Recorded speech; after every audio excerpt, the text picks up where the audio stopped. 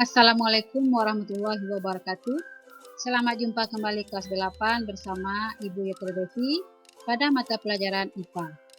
Nah, materi yang kita bahas hari ini adalah tentang gerak pada hewan. Nah, sebelum kita lanjutkan, mari kita kenali dulu konsep gerak. Perhatikan gambar ada dua hewan, kijang dan badak.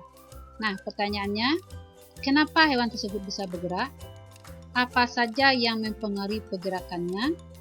Coba bandingkan kedua hewan tersebut. Apa perbedaannya? Ya, kita lanjut. Di mana sajakah hewan hidup?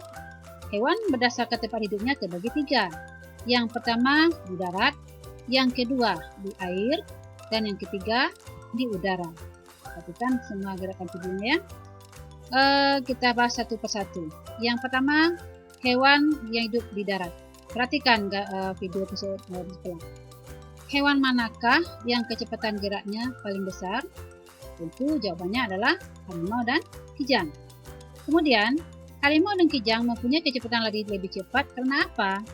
Nah, yang pertama, massa tubuh harimau dan kijang itu lebih kecil dibanding dengan massa tubuh gajah, sehingganya gerakannya lebih cepat.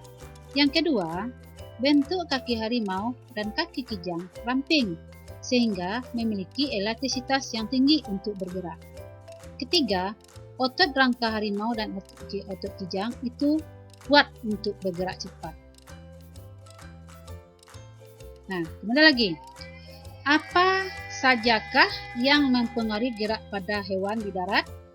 Nah, sudah kita perhatikan tadi ada kijang, ada gajah, ada harimau. Nah, gerak hewan pada darat dipengaruhi oleh yang pertama, massa tubuh hewan, yang kedua, bentuk kakinya, yang ketiga, struktur rangka, yang keempat, kekuatan otot. Ya, itu hewan di darat. Nah, sekarang kita lanjutkan hewan yang hidup di air. Coba perhatikan video sebelah. Ada ikan badut, ada ikan lumba-lumba. Nah, ikan manakah yang memiliki kecepatan gerak paling cepat?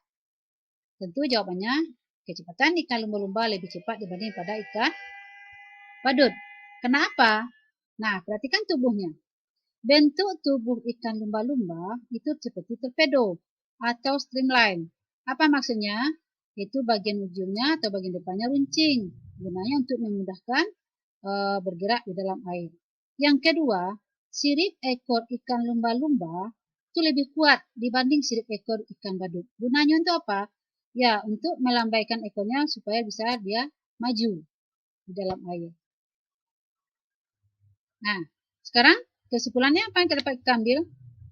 Nah, kecepatan gerak hewan di air itu tergantung kepada satu, bentuk tubuh, dua, kekuatan sirip ekornya, yang ketiga, fleksibilitas artinya kelenturan tubuh ototnya dan tulang untuk bergerak. Paham ya? Nah, ayo kita semangat terus. Nah, sekarang kita bahas lagi hewan hidup di udara. Nah, bagaimana cara burung terbang?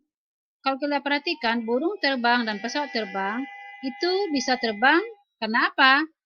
Burung bisa terbang dan pesawat terbang bisa karena adanya gaya angkat ke atas yang lebih besar dibanding gaya gravitasi bumi.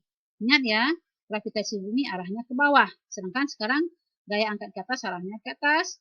Nah, itu semuanya bersama dengan prinsip hukum 3 Newton.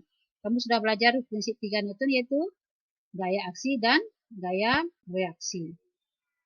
Nah, kemudian lagi, bagaimana cara memperbesar gaya angkat udara? Yang pertama, alasannya burung mengepakkan sayapnya ke atas dan ke bawah. Nah, di saat itu, saat sayapnya ke bawah, udara terdorong ke bawah. Nah, ada itu udara terdorong ke bawah itu berarti ada aksinya. Udara yang terdorong ke bawah itu sebagai aksi dan udara akan mendorong tubuh burung kembali ke atas. Itu sebagai gaya reaksi. Itu untuk memperbesar gaya angkat tubuh burung. Kemudian apa alasan yang kedua? Di sini bentuk sayap burung itu melengkung. Maka udara di atas sayap cepat mengalir keluar dari udara di bawah sayap. Nah, karena bagian atasnya sudah kosong, maka menimbulkan gaya angkat dan gaya dorong yang aktif dari bawah untuk menggerakkan tubuh burung. Yang ketiga, itu adalah prinsip burung tersebut. Terbang inilah orang untuk membawa pesawat terbang. Jadi, yang mempengaruhi burung tersebut bisa terbang. Yang pertama, gaya angkat ke atas. Yang kedua, adalah model sayap burung itu bisa melengkung untuk memasukkan udara bagian luar. Paham itu semuanya? Ya. Nah, sekarang ayo kita sekarang kuis. Ya, kuis. Nah, apa pertanyaan kuisnya? Yang pertama adalah sebutkan 3 macam yang mempengaruhi gerak pada hewan darat. Sudah belajar tadi ya.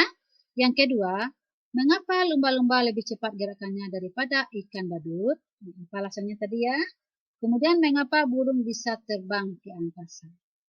Ya, itu dulu untuk bahan kita hari ini. Jangan lupa kerjakan tugasnya ya.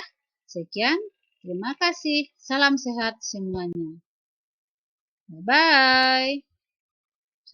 Wassalamualaikum warahmatullahi wabarakatuh.